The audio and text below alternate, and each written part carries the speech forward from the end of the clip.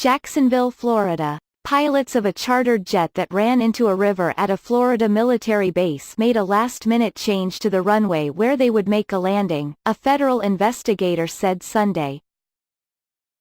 The pilots on the Miami Air International plane requested the change to air traffic controllers shortly before landing at Naval Air Station Jacksonville Friday night.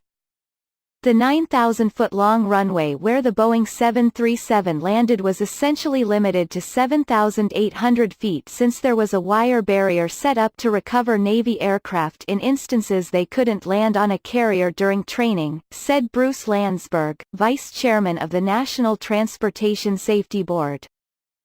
"We don't know what they were thinking or why they made that choice," Landsberg said at a news conference. "That will be one of the things we look to find out." Landsberg didn't elaborate on the significance of the runway change, but said it would be a focus of investigation.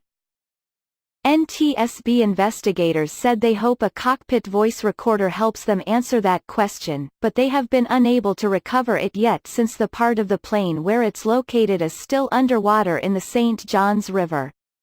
Investigators also plan to interview the pilots, Landsberg said. Investigators have retrieved the flight data recorder. Landsberg said the plane recently had been in maintenance, and logs showed a left-hand thrust reverser that was inoperative. Thrust reversers are used to divert thrust from the engine, but they typically aren't used in calculating a plane's performance, Landsberg said. According to a Purdue University College of Engineering description, reverse thrust can be used to help an aircraft come to a stop. "We will be looking very carefully at the maintenance of the aircraft in the several weeks prior," Landsberg said. There were no serious injuries on the flight from a military base at Guantanamo Bay, Cuba, although almost 24 of the 143 passengers and crew members sought medical attention for minor injuries.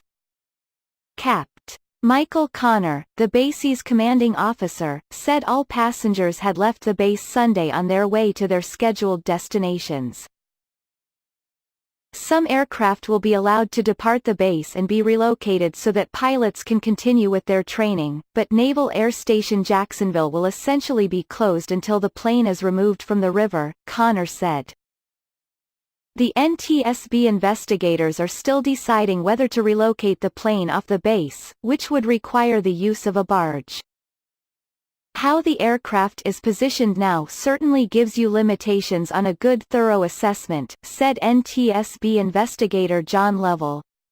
"We are not aware of the extent of the damage under the waterline because it can't be seen. All fuel needs to be removed before the plane can be moved, and that effort was complicated by the aircraft being partially submerged in the river, as well as stormy weather on Sunday," Landsberg said.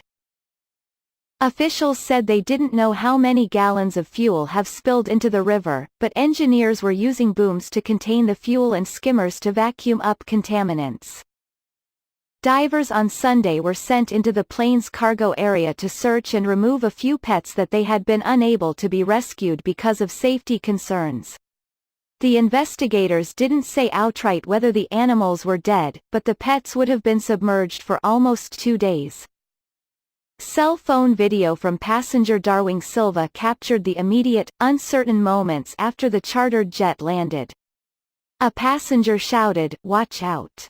Watch out," as other passengers and crew members cautiously walked out on a wing of the plane. Another passenger shouted, "Baby coming through," and a man can be seen holding an infant in his arms as he walks along the other passengers in yellow life jackets getting drenched by rain. Silva shared the video with Jacksonville television station News 4 Jax. Silva told the Tampa Bay Times that passengers initially were told Friday the aircraft might not be fit for takeoff. Then the flight was cleared to leave Cuba, but with the warning there would be no air conditioning. Even though the plane was hot, there were no other problems during the flight from Guantanamo Bay, Cuba, Silva said. The landing at Naval Air Station Jacksonville seemed normal at first, but then the plane didn't stop on the runway. There was a loud bang, he hit his head on the ceiling, and the jet ended up in the water, Silva said. He looked down and his ankles were in water, he said, and he heard someone yell, "Fuel." Silva said he helped usher people out an emergency door onto a wing. On Sunday, Miami Air International, which operated the aircraft, notified passengers that their overhead luggage from the plane was available for pickup. The airline said passengers would be contacted directly once their checked bags were retrieved. Also Sunday, a small, one-propeller airplane crashed into the St. Johns River in Jacksonville. The pilot, who was the only person on board and wasn't injured, was rescued by a kayaker, according to the Jacksonville Fire and Rescue Department. Mike Schneider reported from Orlando, Florida.